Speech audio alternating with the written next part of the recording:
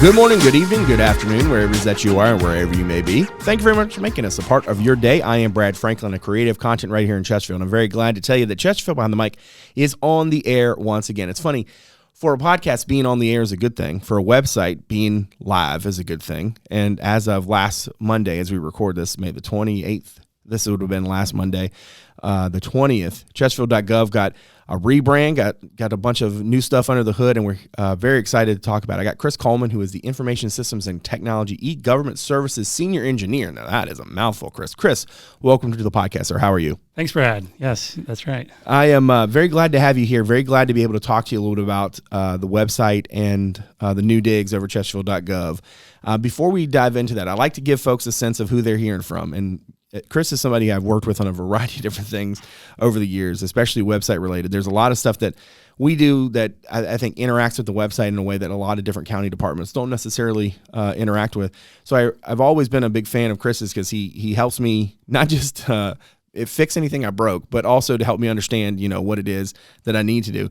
But Chris, in terms of what you do for IST as a senior engineer, like how is it that you... Well, let me rephrase that. Tell me a little bit about your background and how it is that you came to be the senior engineer with the eGov services team. Yeah, it's a interesting story. I actually started off as not the web guy, not the IT guy. But when I was in college, I picked up a job with the Associated Press. Okay. And I was covering elections in Kershaw County, South Carolina. Wow. Yeah, and that was my first introduction to local government. Okay. Was in college. And I'd be there at the town hall, and I'd count the votes as they were coming in, and report that back to the AP. And it was my first really exposure to seeing elected officials in the room right next to me, and it was I was starstruck in a lot of ways. And some of them, as you can imagine, on election night were very happy, and some of them were very sad. It's the way it goes, right? But I kind of fell in love with local government after that, and my first job out of college was working for Montgomery County, Virginia, where I worked in a public information office very similar to the one you work for. Cool. I was doing a little bit of graphic design, writing press releases, some video stuff. If they had podcasts back then, I probably would have been doing that too. And I kind of got to be, I was the guy that was the one who knew how to work the website. Okay. And that became my specialty. I went through a website redesign with Montgomery County. And we did an awesome job. We had a very small team, but we rebuilt this entire website from the ground up, and that kind of became my thing. Yeah. So I was then moved over to, I was recruited by James City County, Virginia, where I rebuilt their website. And at this point, I'm now the website guy. And you've embraced it. Yes, I've fully embraced it at this point. And I met the Chesterfield County team actually at a conference where I was speaking about new website technology. And it was an awesome team. It was really exciting to meet the team here. And just a few months later, I saw this opening, and just seeing the way that Chesterfield kind of embraces innovation and technology, it just seemed like it made sense to make the leap over to Chesterfield County. So I've been here for about a little bit more than 4 years, 4.5 years now. Cool. Mostly working on this website redesign project, getting it ready to go live, and it's been a long time coming, and it feels good that it's finally out in the wild. It's finally live. Before we get to that, I want to start with a real sort of basic thing, because it seems like nowadays, right, the idea that somebody has a website is, it's very much, normal, right? But it wasn't that long ago where websites were kind of a struggle for government, especially local government. What are the kind of things that you guys want folks to be able to do on the county's website on a regular basis? Like, what are the things that are like the guiding light for you guys from that point of view? Yeah. So, if I can go back in time a little bit, talking about Chesterfield's, technology and its really its focus on innovation and the way we use technology to interact with our residents and our users on the website. It's not a new thing. This goes back, decades. The very first Chesterfield County website launched in 1996, before Google was a website. Oh, wow. I always like to say we beat Google to the punch when it comes to the internet. But we were out there in what we would call a Web 1.0 environment, right, where it was really just informational. Right. So we had a website, you can go to it and you can kind of learn more about what Chesterfield County was all about. Right. Over the years, especially with this last redesign, our focus was really how do we take this Web 1.0 environment and make it a Web 2.0 environment where it's not just a one-way information stream. It's not just us giving people information. It's giving people ways to interact back with the county and do business with the county.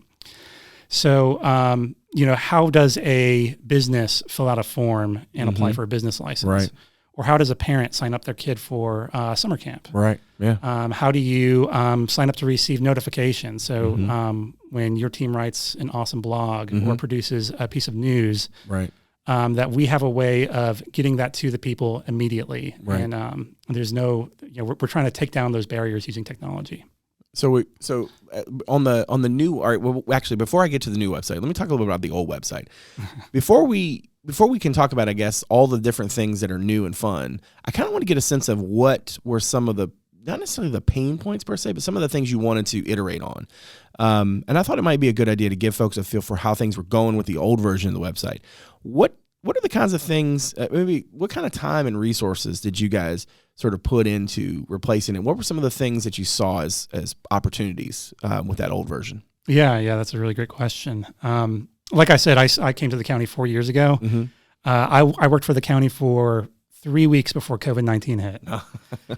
So I got to kind of experience this in real time and a real big shift in the way people not only interact using technology, but the way they interact with the county. How do they do business with the county? And you know me, you've had to sit through a lot of these meetings where you've had to hear me talk about my analytics and my numbers, but it's something we do keep a close eye on is how are people coming to us? And we were seeing that people were coming to us mostly, especially after COVID, from their smartphones. They want to do business mobile, on the go. People aren't really sitting at their desktop computers anymore. And our last website, to its credit, was mobile friendly. It would work on your smartphone, but it was built really on the on that early verge of these smartphones becoming ubiquitous.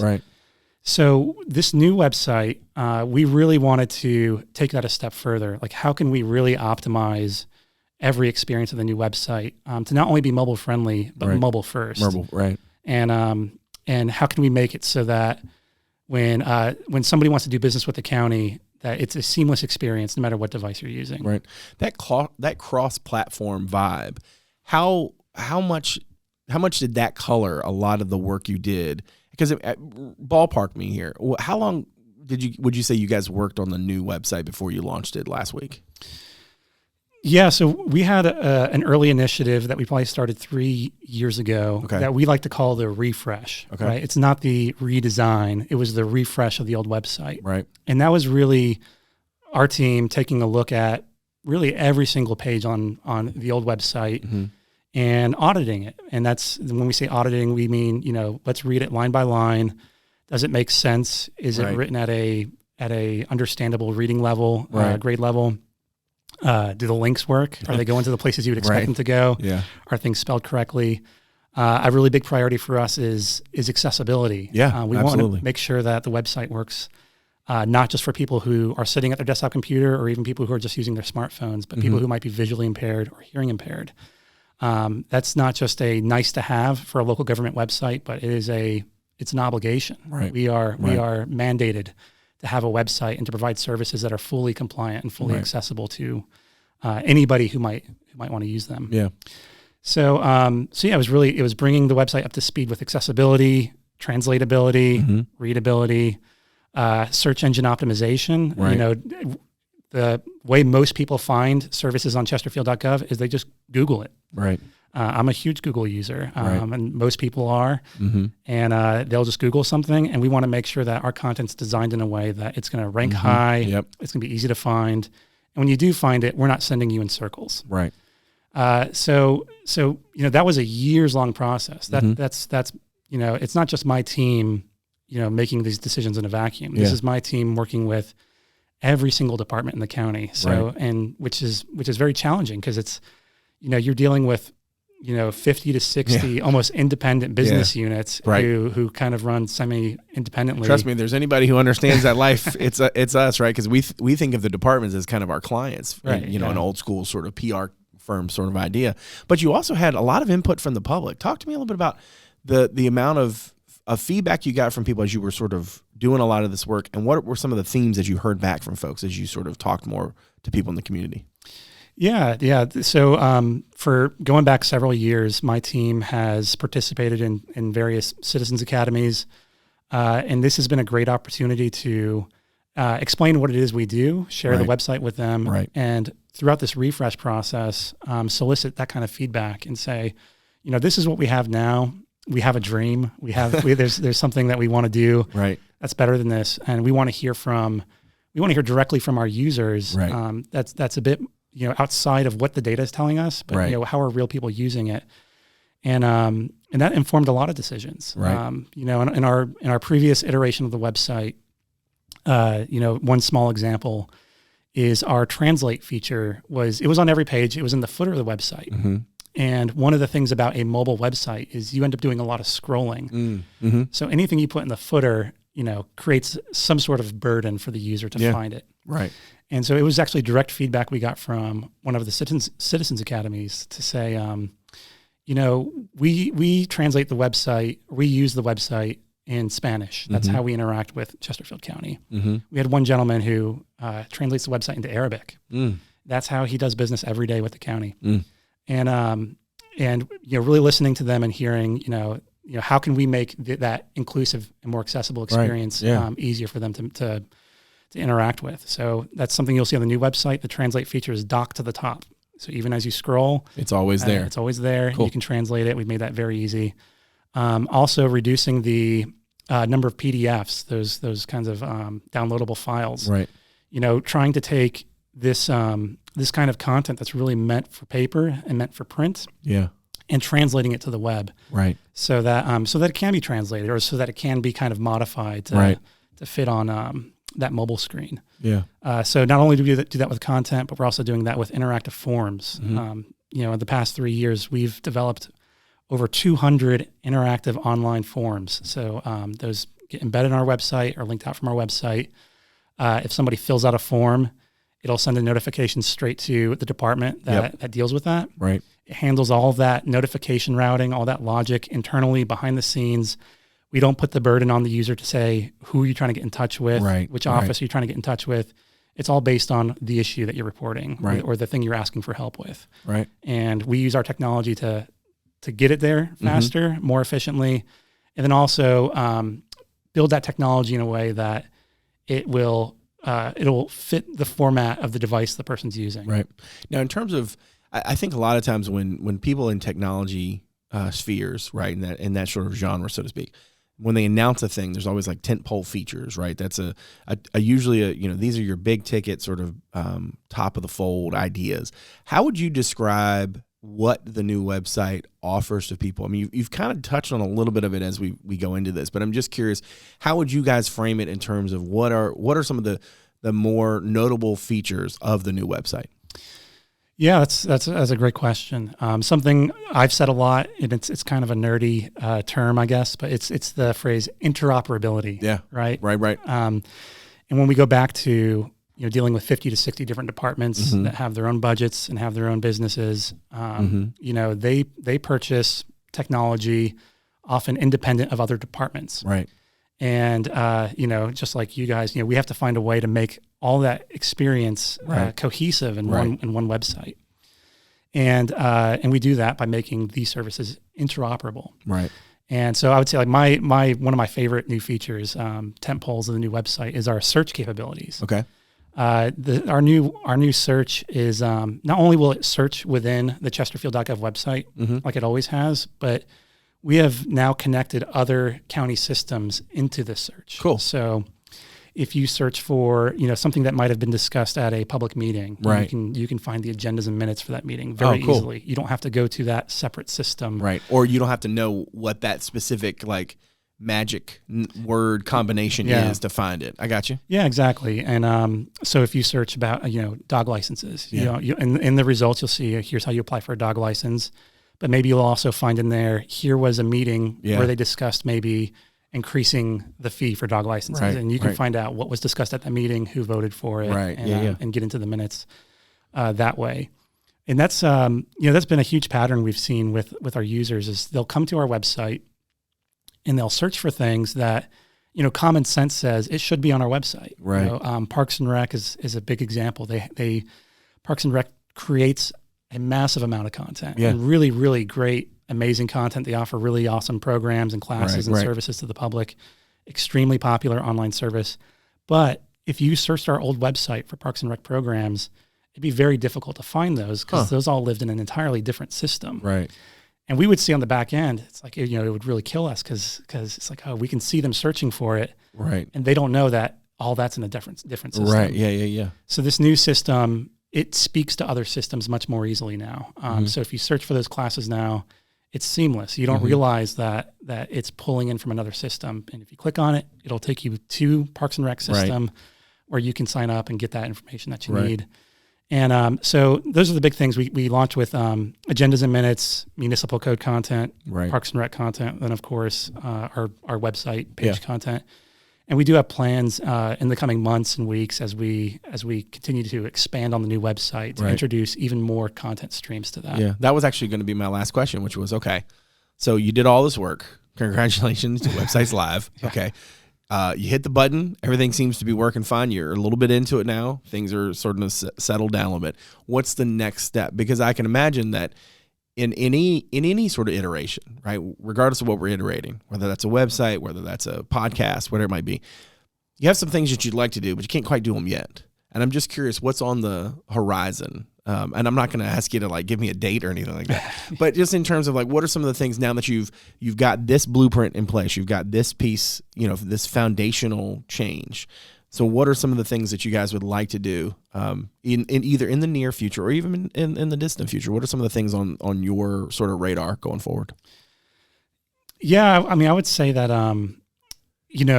talking about online forms, it's huge for us. Right. We love building forms. We love working with departments to find these automations and these efficiencies that we can create. Right. It's kind of fun. It's kind of like playing a video game, putting these puzzle pieces together. And for folks who may not know, real quick, when Chris says forms there, what he's not meaning is he's not necessarily saying here's a form that you download that you fill out. What he means is a way for a county department or the county itself to gather information about a thing you're looking for or a thing you're trying to do. Is that a good way to sort of describe it? Yeah. And if to get a little bit meta here, if you're listening to this podcast on our website right now, just scroll down a little bit and you'll see one of those forms because you can submit feedback and submit ideas about these podcasts. And that's the exact same technology that we're using. That was a really good catch. I like that. That's nice. Right. But as far as other future initiatives, we're going to keep building forms, of course, but really looking into things, emerging technologies like AI. The new website really lays the foundation for us to really adapt to and adopt, some of these emerging techs. So going back to search, if you search our website right now, sometimes you might see a little AI box pop up that will give you an AI response to the thing you searched for. Cool. Now, we're not going to let AI just control the entire conversation. Right. It's going to attempt to answer your question if you have a question in search, but it's going to tell you where it got that information from. Cool. So if you need to, if you want to dig deeper, if you want to get in touch with the department and learn more, you're still going to see those traditional search results under that AI response. Cool. And I guess that would be like a little tease for the future too. We want to find more ways to integrate AI into the web experience to make our content easier to find, easier to interact with, in a way that in a way that's not so government jargony, right? Yeah. that can kind of comprehend what a person's asking, understand the context of that, and then return to them, a result or a plain language response, which we're not always so great at as a government entity is explaining.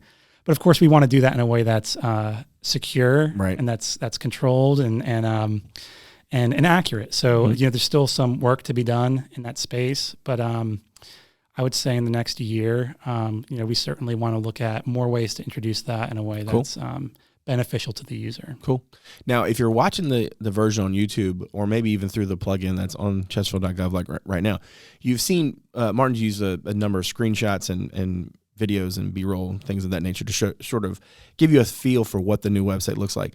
One thing that you will notice, though, is that even though it looks different, it's still Chesterfield.gov. And so you don't need new usernames. You don't need to create new passwords for folks who are trying to do business with the county. Everything that you had before works. And what I want to stress to folks, because Chris isn't going to say this for himself, but I'm going to tell you that these folks went to extreme lengths to make sure that happened.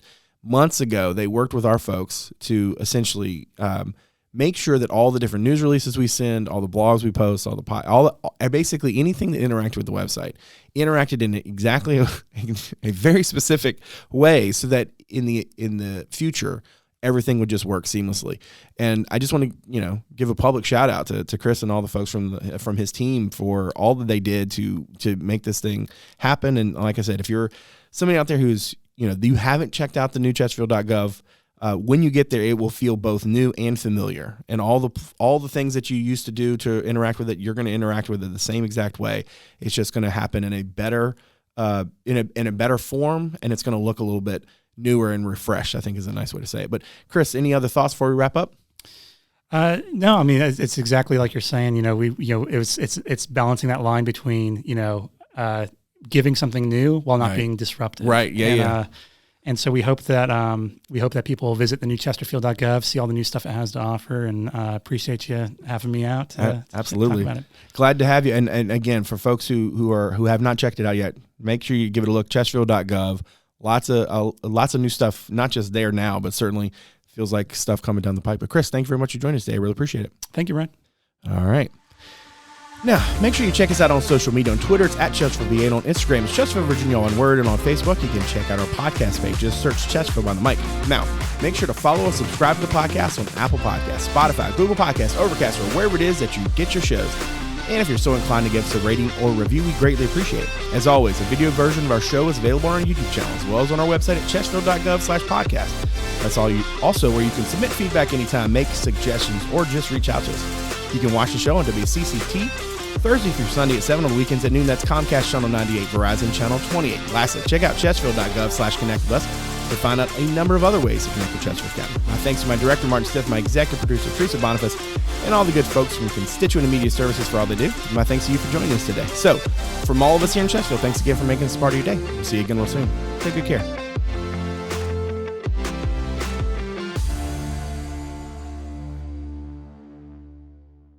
From blogs to podcasts, newsletters to alerts, social media, the latest community news, our Connect With Us webpage has you covered. Chesterfield.gov/connect with us, your source for all things Chesterfield.